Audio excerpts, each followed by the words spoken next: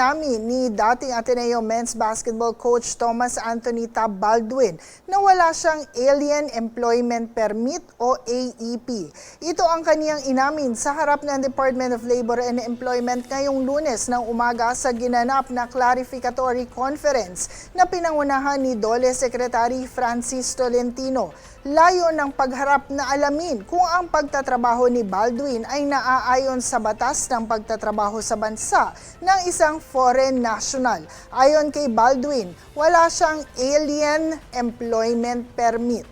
Specifically the Bureau of Local Employment, your name is not listed among foreign nationals who are granted an Alien Employment Permit or AEP. For the record, do you confirm this? Do you have a card? Can somebody get a card, an AEP? It's on my desk. Off the record, Erica. Do you have an Alien Employment Card? Your Honor, currently Answer is no.